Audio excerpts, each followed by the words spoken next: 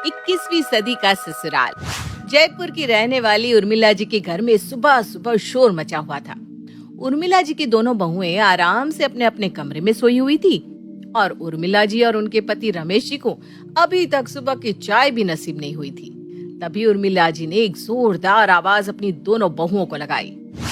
कीर्ति, सुनिधि, कहाँ हो? कहाँ मर गई दोनों सुबह सुबह? सामने से कीर्ति और सुनिधि दौड़ती हुए आती है। क्या हुआ मम्मी जी, क्या हुआ? कोई चोर आ गया क्या घर में? अरे मम्मी जी, आप इतना जोर से क्यों चिल्ला रही हैं? भूकंप आ गया क्या? भूकंप नहीं आया, अभी तक सुबह की चाय नहीं बनी। शर्म नहीं आती तुम दोनों को? सोए जा रही हो, अपने सास ससुर को एक कप चाय भी नहीं बना कर दे सकती। अरे मम्मी जी, आपको तो पता है ना, मुझे कल से बुखार है। सुबह भी इतना दर्द हो रहा था सर में कि बस उठा ही नहीं जा रहा था। और तुम्हारे पास क्या बहाना है सुनिधि बहू? बहाना नहीं है पापा जी, कल रात को 11 बजे तक रसोई में बर्तन साफ कर रही थी। आप जानते हैं ना, कीर्ति की तबीयत खराब है, ऐसे में वो तो काम नहीं कर सकती। अब रात को 11 बजे से 12 बजे तक बर्तन साफ करने के बाद सुबह कोई जल्दी कैसे उठ सकता है? कहना क्या चाहती है? साफ साफ बोल, इतना घुमा फिरा कर बात करने की जरूरत नहीं है। अरे मम्मी जी, कहने वाली क्या बात है? आपसे कितनी बार तो हम दोनों कह चुके हैं कि प्लीज घर में 2 बाई लगवा दीजिए, एक झाड़ू पोछे के लिए, एक घर की डस्टिंग और बर्तन साफ करने के लिए। अपनी सास से क्या बात कर रही है? मुझे बताओ क्या परेशानी है?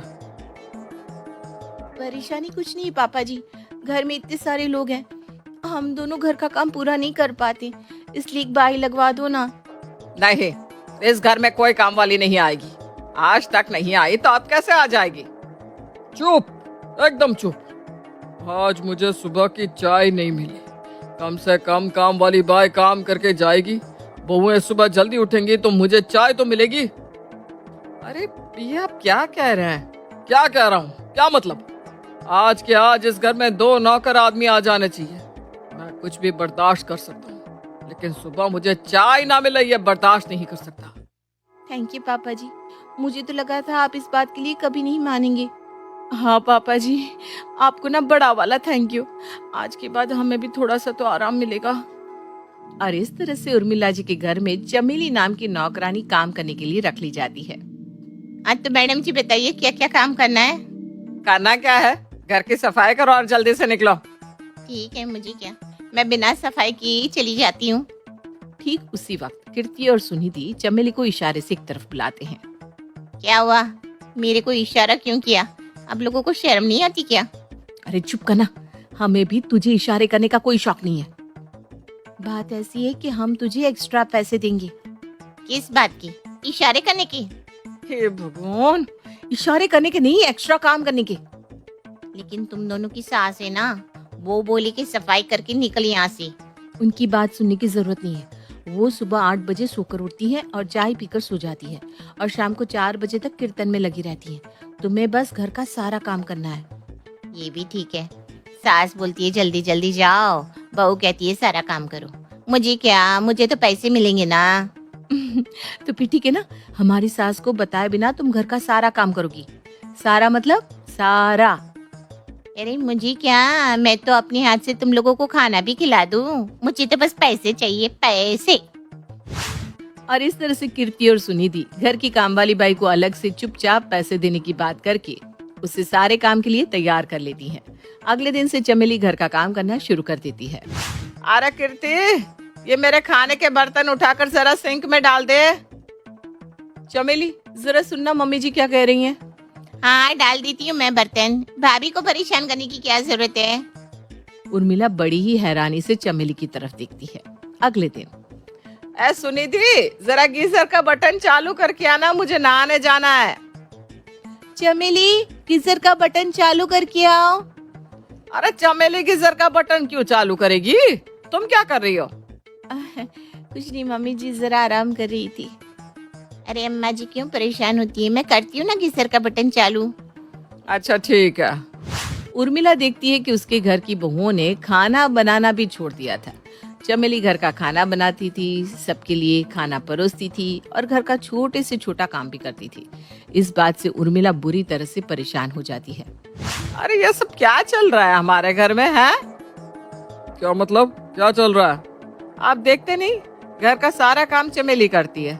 यहाँ तक कि बिस्तर पर रखा हुआ कंबल भी चमेली समेटती है। दोनों बहुएं तो कुछ नहीं करती। पता नहीं, नौकरानी रखने को तो मैंने ही कहा था, लेकिन मुझे क्या पता था कि घर की बहुएं इतनी आलसी हो जाएंगी। ठीक उसी वक्त कीर्ति और सुनिधि दोनों ही उर्मिला के पास आते हैं। मम्मी जी, वो मैं और सुनिधि दोनों जिम ज्वाइन करना चाहते थे। करने भी चाहिए, तुम दोनों का वजन इतना बढ़ गया है, ऐसा लगता है पिछले 1 महीने में 6 महीने का खाना खा लिया हो। वही तो मम्मी जी, इसलिए हम दोनों ना आज से जिम जाना शुरू करेंगे। अरे जिम जाने से क्या होगा, घर के कामकाज करना शुरू कर दो, अपने आप चर्बी उतर जाएगी शरीर से। लेकिन सुनिधि और कीर्ति अपने ससुर की कोई बात नहीं सुनती और जिम जाकर वेट कम करने की कोशिश करती है। 2 महीने बीत जाते हैं। क्या हुआ सुनिधि और कीर्ति, इस तरह मुंह लटका कर क्यों बैठी हो? क्या बताएं मम्मी जी, महीने के 4,000 देते हैं जिम वाले को, लेकिन 400 ग्राम वजन भी नहीं घटा। मेरा भी कुछ ऐसा ही हाल है। भाग भाग कर पैरों में दर्द हो गया, लेकिन वजन घटने का नाम ही नहीं लेता। अच्छा बेटा, कोई बात नहीं, चिंता मत करो, कल से तुम्हारा वजन अपने आप घट जाएगा। वो कैसे मम्मी जी? वो कैसे मम्मी जी? कल सुबह तुम्हें सब अपने आप पता चल जाएगा। अगली सुबह जब सुनिधि और कीर्ति सोकर उठती हैं, तो चमेली को आवाज देती हैं, लेकिन चमेली की आवाज नहीं सुनाई देती। चमेली, चमेली कहाँ हो? जल्दी से चाय बना कर लाओ। चमेली अपने ससुराल चली गई बेटा, और आज से ना इस घर का पोछा तुम दोनों को ही लगाना है।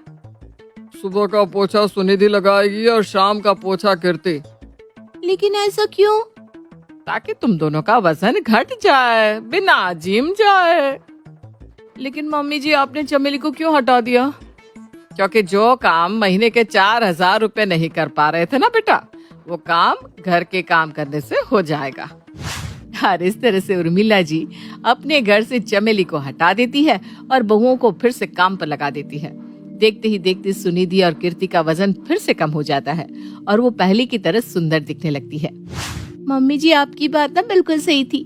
जो काम जिम से नहीं हुआ, वो घर में झाड़ू पोछा लगाने से हो गया। देखो बेटा, हम नौकर तो रख सकते हैं, पर उन पर डिपेंड नहीं रहना चाहिए। इतना भी नहीं कि हम अपनी सेहत ही खराब कर ले और घर के छोटे मोटे काम भी ना कर पाए। सुनिधि और कीर्ति को अब अपनी सास और ससुर की बात समझ में आ गई थी। उन्होंने फिर से चमेली को काम पर तो रखा, लेकिन सिर्फ उतना ही काम उससे करवाया जितना जरूरी था, ताकि सेहत भी बनी रहे और घर का माहौल भी अच्छा रहे।